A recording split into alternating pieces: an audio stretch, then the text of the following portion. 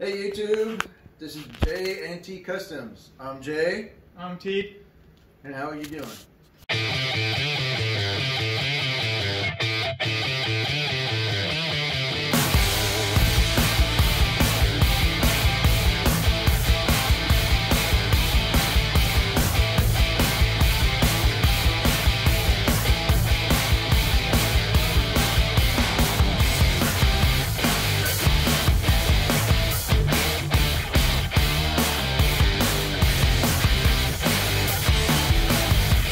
Here we are, we're at episode 10.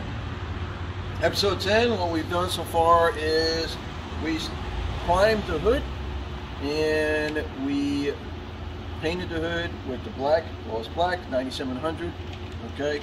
And what we started to do was we started to wet sand it down, okay? So this side is wet sanded, now I have to do this side over here is wet sanded.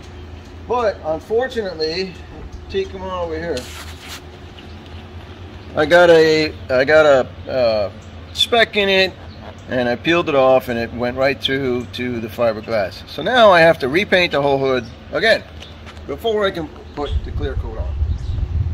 It is what it is. It's all part of painting. I'm not a professional in the painting process, so basically I sit here and I play with the knobs until I get a nice even spray all the way across, and I get the right amount of pressure so I'm not spitting big bubbles out, or I'm not doing a mist.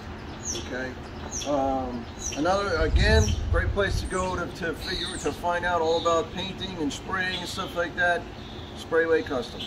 The guy is very knowledgeable in that field, and he deals with Seder spray guns. And again, if you're starting out, peek over me. If you're starting out, this is the second, not the lowest, cheapest Harbor Freight spray gun, but it's not the most expensive. It's the one in the middle. It works pretty good.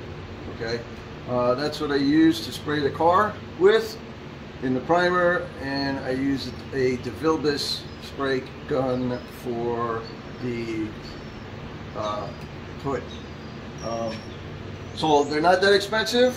Like I said, this is to go back for the beginning. We're doing this on a budget, on a cheap budget, because that's what we're showing you, how to do this on a cheap budget. So one of the most expensive things you're going to deal with is buying a spray gun. Okay, now Sprayway Customs, he's a professional, so he has all of the $800–900 spray guns. The Seder spray guns, they're phenomenal. Okay, he uses those, but his work shows the difference in a $200 spray gun as opposed to an $800–900 spray gun. So if you're in the profession, you're obviously going to buy the right tool. All right, so let's see what we've done over here. Okay, we have sprayed, like I said, we were going with the matte finish on the bottom, and the top of the car is gloss finish. Okay, so when we take off the paper, which we're going to start to do, this is all gloss. T's going to put the wing back on, which is gloss. Back here, this is all primer, ready to go. Now the reason why we're doing this is because number one, T likes it. Okay, number two, this is the primer. Okay, this is epoxy primer. This is going to go on. T hasn't decided what color he wants to paint the car yet. So once he saw that the primer on each one of the quarters, he's like, hey, that looks pretty cool. When we paint the rest of the car that, we were going to have to paint the whole car in primer anyways in order to paint the new color on. So depending upon what color he wants, that's what we're going to do. So needless to say, he liked the matte finish, and then the top of the car is all gloss. Okay, so we have there's still, again, there's always room for problems. You always have little misses. Right, I got a little miss in the thing that I gotta fix here. This is, you know, I gotta use this the putty, the glazing putty. Thanks, T. The glazing putty to fix that little spot. Okay, so you're always gonna end up with a couple little spots. Okay, now again, we're not professionals, so there is some ripple effect in here. Okay, we're not going to be painting it black.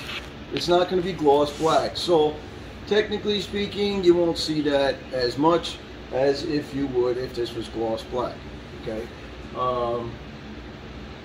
and I only saw these the other day, so I was kind of bummed out about that.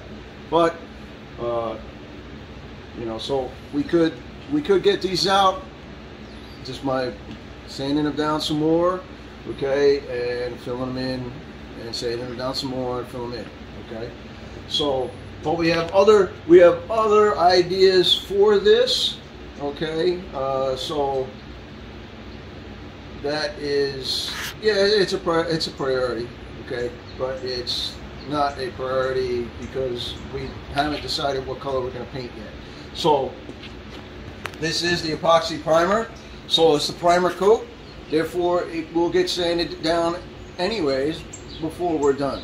So there's a bunch of fixing that I have to fix on the front bumper. I won't even go over it. There is a bunch of fixing I have to do, so I'm going to accomplish that today. And okay, and here is the passenger side with the epoxy color. So that's where we are. Okay, I will show you. I had to make some brackets to hold on the front bumper, and those are the aluminum brackets that I had to make. Oh, you took it out? These mesh grills. Okay, I can make a video and show you how I did that. It's mesh grill. I have to make the mesh grill in here, so what I'll do is I'll make a video of how we made the mesh grill, and we also have lights. They're just cheap little lights on the other side. These are just cheap little lights because we needed to see what size is actually fitting in this hole. Okay, so these are not going to be the final product. Okay, they're just there to see what actually is going to fit in there. Excuse me, what is actually going to fit in there, and how we have to make our brackets to hold it in place.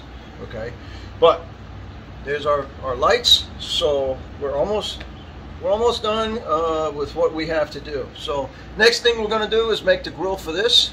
Okay, there's a bunch of touch up I have to do on the bumper. I have to repaint the hood, and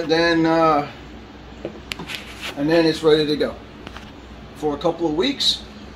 T will drive it around, let it bake in the sun, let it harden real hard, and then we'll decide what color we're going to paint it.